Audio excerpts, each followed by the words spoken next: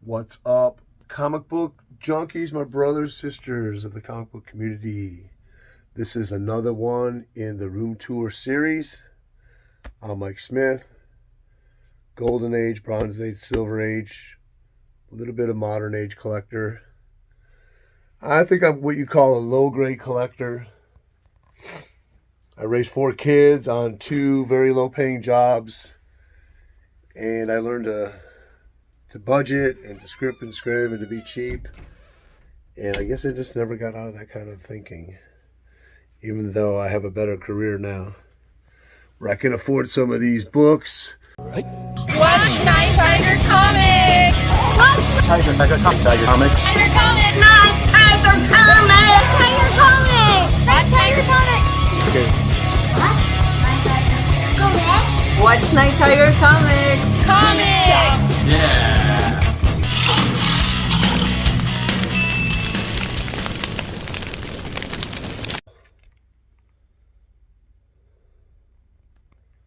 Let's look at them. So starting comics, this was before shipping and tax. I think it was $79, and I paid $86 with shipping and tax. Awesome graphic, really nice. The rest of the book is nice, just missing the centerfold. So I always like to hear other people's opinions on, would you buy that for that price? So I get an idea if I'm in the ballpark. I thought it was a pretty good steal. You don't see those Pyroman covers, early ones, very much. Phantom. This is his first series in comics. He was in Ace Comics. I don't know. Yeah, this was later, late 40s, the last 9 issues, I believe. But he was in David McKay's feature comics, feature book in the early 40s. But these are really scarce, because they're all the end of the run, so they're the lowest print run of the whole Ace Comics. But I sold mine or traded it and got this one back for like $50. It's a split cover. But still, one of those gems that I discovered, one day is like, hey, look at all these Phantom books at the end of Ace Comics. And then go hunting for them. Man, we could sit here all day, guys. This one's pretty cool. This one's pretty scarce. Red Dragon, Volume 2, Number 3. Or it's really Volume 1. I think The Shadow by Street and Smith continued on at the end of the run as Red Dragon as the main feature. So those are really tough to get. This is a cool book. So I paid, I don't have it down. It's a Bob Powell cover. This one you don't see too often. Oh, man. I better leave them up there. I have to put them all away. This is one that I spent about $160 on. It's a high-grade copy. It's got that skull right there. It's a pretty good story. Look at, she goes from ugly to beautiful. This was from my comic shop, and I figured since it was high grade, I'd pay up for it. So what did I pay? $157 with shipping and tax. That's not bad. It's a 6.0, 6.5. But Wiz Comics, what number is this? 51. These early targets they are pretty scarce. And let me fix this. And they can be pricey. You don't see them a lot. Oh, come on, Mike. Technical difficulties.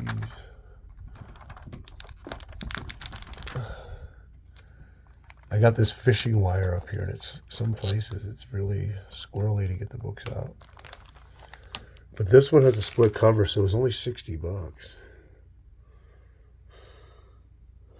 And I think this is number 12. They go by volume, so I had to look them up.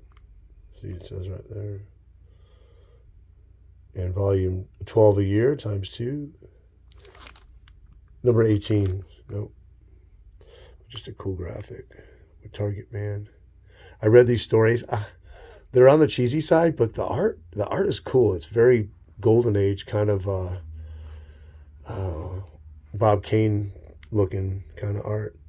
I like it. I enjoyed it. This is from 41. I wish I had a camera person.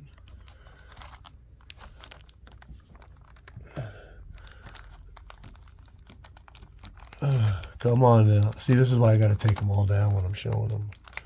Put them up later. Funnies, Cracker Jack Funnies. What number is that? Number 8, 1939.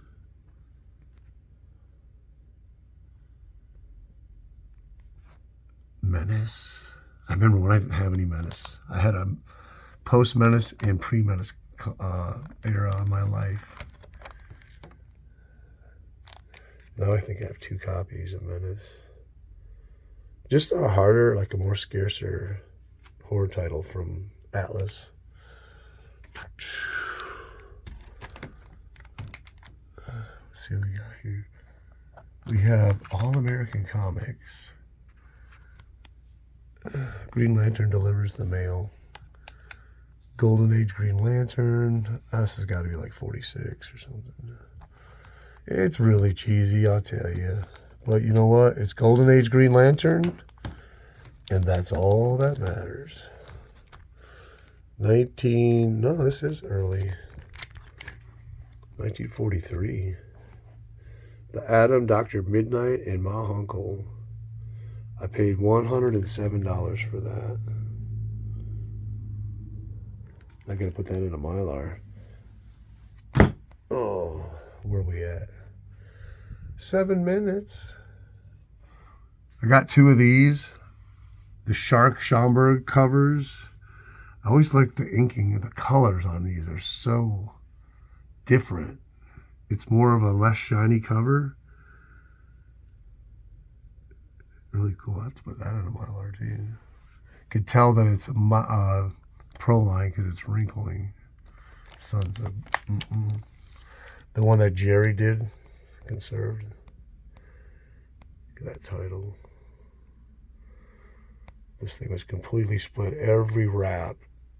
I told Jerry, I said, this is going to be your opus. And he said, send that thing. Send it. You did a great job, I can tell you that.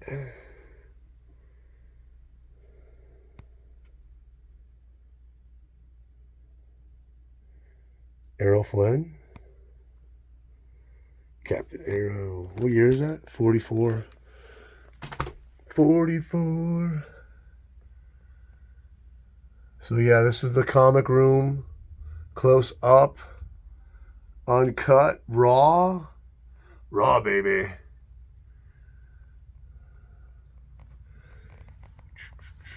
The Green Spider. What do we got here? What are we looking at, people? Okay, we got Thrilling Comics. I think I got this at a flea market. Number 14. Holy moly.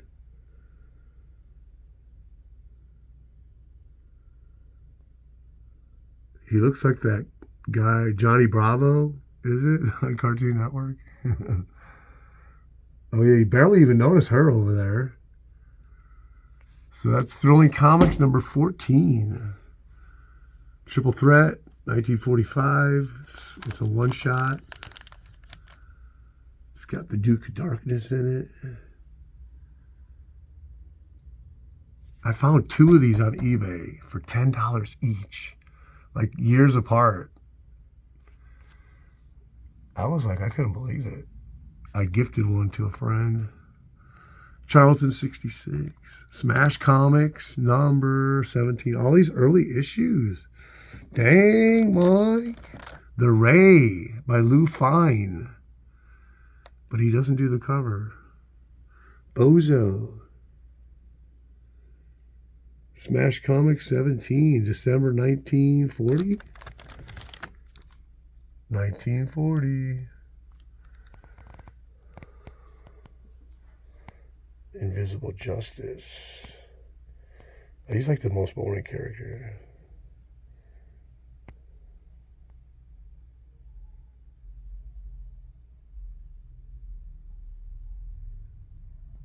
$0.15 in Canada for Canadians. Bozo. Smash Comics 17. Remember that one. One of my favorite finds. Number 19, Second Mary Marvel. This is a cool book. I think I got this for $100. It has restoration in the cover. If you could see it right there. It's painted. They did a great job. Blue Beetle number 9. Number 8. Not 9, 8. Those are supposed to be Nazis.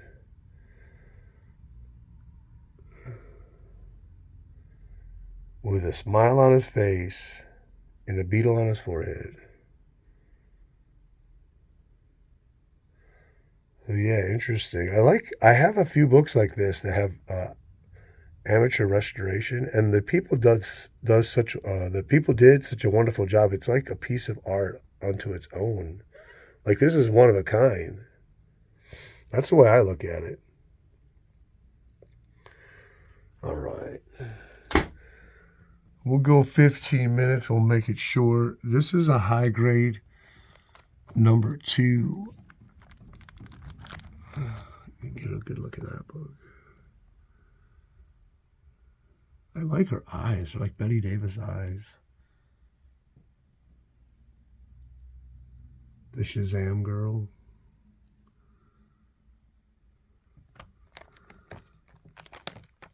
Let's see if we can get this out. So another one I paid up for because it's like a 7580 copy. It looks like Bill Ward. I mean, the art. But there's no credit that I can find in this cover.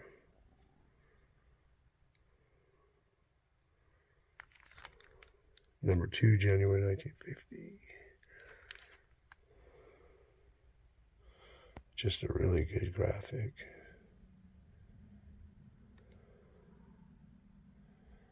She's like, oh no, you heathen. Look at that black dress. Matches her hair.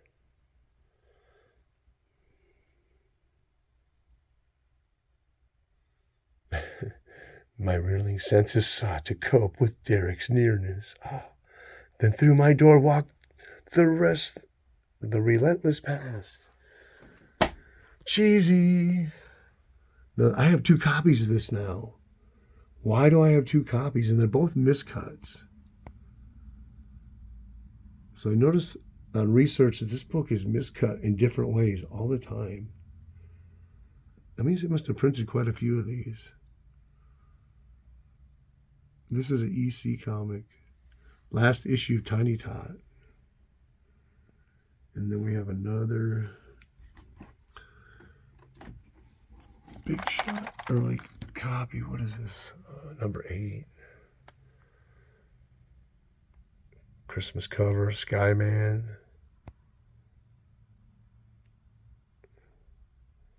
Your friendly Hollywood superhero.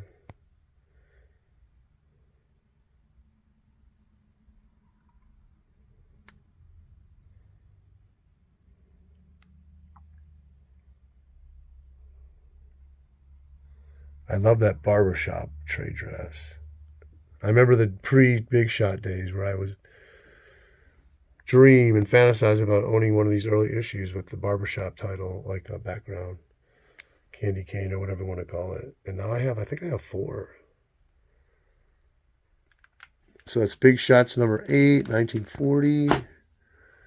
And what else? We'll land on one more book today. We got Super Magician, another Street and Smith, so they number it by volume, which is confusing as heck, but it's a mermaid cover. She kind of looks like Aquaman's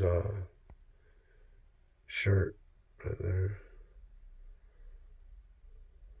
Blackstone, the Carnival of Crime. What a trope.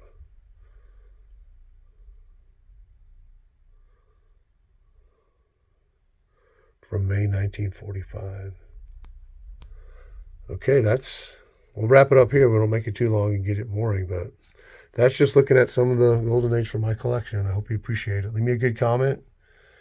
And next month I'll be picking a good comment out and be sending some books out. So hey, watch the vids, make some comments, please, and appreciate everybody.